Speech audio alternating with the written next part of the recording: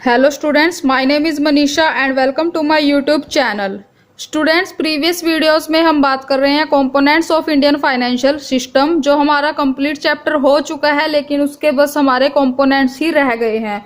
तो मैं आपको इसमें दिखा देती हूँ कि हमने क्या किया। हमने इस चैप्टर में ये सारे टॉपिक्स जो है कवर किए हैं, आप देख सकते हैं। इसमें सिर्फ हमारा कंपोनेंट्स का पार्ट जो है अभी चल रहा है, ठीक है। तो प्रीवियस वीडियो में हमने स्टूडेंट्स बात की थी फाइनेंशियल सर्विसेज के बारे में, जिसमें हमने फाइनेंशियल सर्विसेज को पढ़ा था एंड हमने उसमें जो है हायर परचेज के बारे में जो है डिस्कस किया था। तो अगर आप सभी ने अभी तक वो वीडियो नहीं देखी है तो आप उन वीडियोस को देख लीजिएगा।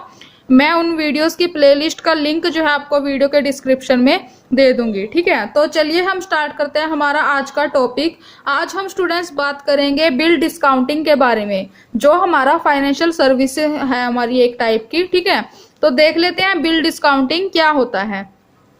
हिंदी में हम इसको बोल सकते हैं बिलों को भुनाना, ठीक है।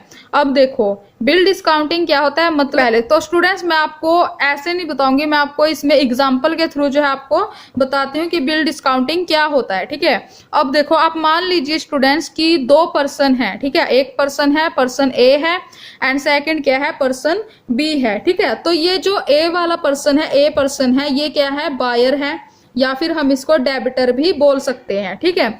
और जो हमारा पर्सन बी है वो हमारा है सेलर, ठीक है, और उसको हम क्रेडिटर बोल सकते हैं, ठीक है ना।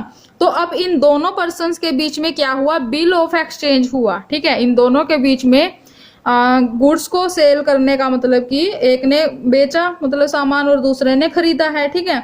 तो इन दोनों के बीच में एक जो है बिल ऑफ एक्सचेंज हुआ, ठीक है। एक कॉन्ट्रैक्ट हम इसको बोल सकते हैं कि वो हुआ, ठीक है ना। तो और ये जो बिल ऑफ एक्सचेंज है ये हमारा हुआ है 90 डेज का, मतलब कि 90 दिन बाद जो है ये जो हुआ है बिल ऑफ एक्सचेंज, ये ड्यू डेट है इसकी 90 दिन बाद की, ठीक है। तो और ये जो हुआ है ये हुआ है 1 लाख रुपए का, ठीक है। 1 लाख रुपए का बिल ऑफ एक्सचेंज हुआ है। तो अभी तक हमने क्या देखा इसमें, हमने इसमें देखा कि दो पर्सन है, पर्सन ए और पर्सन बी। पर्सन ए है हमारा बायर एंड पर्सन बी है हमारा सेलर, ठीक है। तो अब इन दोनों के बीच में बिल ऑफ एक्सचेंज हुआ 90 डेज का 1 लाख रुपीज के लिए, ठीक है। अब आगे देख लेते हैं। अब मान लीजिए कि ड्यू डेट तो है 90 दिन बाद की, लेकिन जो पर्सन बी है, जो सेलर है, उसको जो है ड्यू डेट से पहले जो है पैसे की जरूरत पड़ गई, ठीक है। अब उसको पैसे की जरूरत पड़ेगी, उसको पैसा चाहिए अभी, लेकिन ड्यू डेट से पहले। तो उस पर्सन ने क्या किया, पर्सन बी ने क्या किया, पर्सन बी गया बैंक के पास, ठीक है। पर्सन बी कहाँ पे गया, क्योंकि जो बिल ऑफ एक्सचेंज हुआ वो हुआ है बैंक के थ्रू, ठीक है, बैंक के थ्रू हुआ है। तो पर्सन बी चला गया बैंक के पास। बैंक के पास जाकर उसने क्या बोला कि मुझे जो है अभी पैसे की जरूरत है, तो आप जो है मुझे अभी अमाउंट जो है दे दीजिए, जो मेरा चेक जो है 90 दिन बाद जो है ड्यू होना था, ठीक है। तो अब बैंक क्या करेगा, अब बैंक क्या उसको ऐसे ही पैसा दे देगा सारा, बिल्कुल भी नहीं। बैंक क्या करेगा, एक्स्ट्रा चार्जेस जो है काटेगा, वो पूरा पैसा तो नहीं देगा उसको, ठीक है। तो बैंक ने क्या किया, अब बैंक ने अपने चार्जेस को मतलब कि अपने चार्जेस को काट कर जो है पर्सन बी को उसने क्या किया, जो बाकी बचा हुआ पैसा था, मान लीजिए उस बैंक ने जो है 90,000 जो है रुपीस जो है पर्सन बी को दे दिए चार्जेस काट कर ड्यू डेट से पहले। तो ये हमारा क्या है, बिल डिस्काउंटिंग है। बिल डिस्काउंटिंग है मतलब कि पर्सन बी ने ड्यू डेट से पहले जो है अपने बिल ऑफ एक्सचेंज के बेस पर जो है अमाउंट ली है बैंक से, अपने उसने बिल ऑफ एक्सचेंज को मतलब कि भुनाना हम इसको बोल सकते हैं, ठीक है। तो आई होप कि आपको बिल डिस्काउंटिंग के बारे में जो है समझ आ गया होगा एग्जाम्पल के थ्रू, ठीक है। तो आगे हम देख लेते हैं स्टूडेंट्स, आगे इसमें क्या है, वेंचर कैपिटल, ठीक है। अब देखो आगे कौन सी सर्विस है, वेंचर कैपिटल। वेंचर कैपिटल क्या होता है देख लेते हैं। वेंचर कैपिटल वो फाइनेंस होता है जिसे इन्वेस्टर स्टार्टअप कंपनीज और स्मॉल बिजनेस की लॉन्ग टर्म ग्रोथ पोटेंशियल देखकर जो है उन्हें प्रोवाइड करता है। अभी देखो इसमें बेसिकली क्या बोला गया है, वेंचर कैपिटल क्या होती है, एक तरह का फाइनेंस होता है। कैसा फाइनेंस होता है, ऐसा फाइनेंस होता है जिसे इन्वेस्टर जो है स्टार्टअप कंपनीज और स्मॉल बिजनेस को देता है। कैसे देता है, लॉन्ग टर्म ग्रोथ को देखकर, उनकी ग्रोथ पोटेंशियल को देख के। जैसे कि कोई कंपनी है, उसको लोन चाहिए, तो इन्वेस्टर क्या करेगा, उस कंपनी का जो है पूरा बायोडाटा उसका चेक करेगा कि ये कंपनी क्या लॉन्ग टर्म में ग्रोथ कर पाएगी।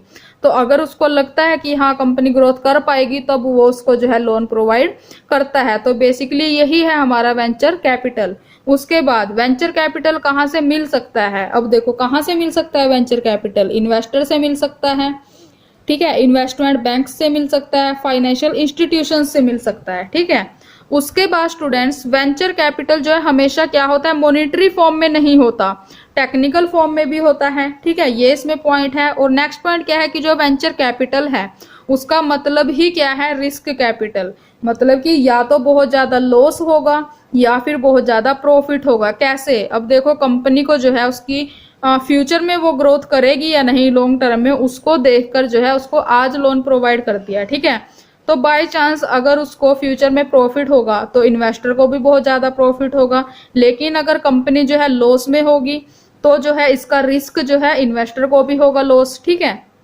उसके बाद आगे क्या है इसमें, भारत सरकार द्वारा न्यू फाइनेंशियल एजेंसीज की स्थापना की जा रही है जो वेंचर कैपिटल के क्षेत्र में उद्यमियों की बढ़ रही मांगों को पूरा करेगी। जो भारत सरकार है, ठीक है, इंडिया की जो गवर्नमेंट है उसने क्या किया, न्यू फाइनेंशियल एजेंसीज की वो क्या कर रही है, स्थापना कर रही है, जिससे कंपनीज को जो है वेंचर कैपिटल जो है मिल सके, ठीक है। फॉर एग्जांपल आईडीबीआई की वेंचर कैपिटल प्लानिंग, आईसीआईसीआई की venture capital planning and stock holding corporation India limited, ठीक है। तो ये इसके एग्जाम्पल हैं। तो आई होप स्टूडेंट्स की आज की वीडियो जो है आपके लिए यूजफुल रही होगी और आपको जो है बिल डिस्काउंटिंग के बारे में और वेंचर कैपिटल के बारे में अब कोई डाउट नहीं होगा। एंड नेक्स्ट वीडियो में हम बात करेंगे हाउसिंग फाइनेंस के बारे में। तो अगर आप सभी को ये वीडियो अच्छी लगी हो, इससे कुछ समझ आया हो, तो आप जो है इस वीडियो को लाइक शेयर और कमेंट जरूर कर दीजिएगा। एंड नेक्स्ट वीडियो में जल्दी मिलेंगे हम इसी टॉपिक के साथ। एंड तब तक थैंक यू सो मच।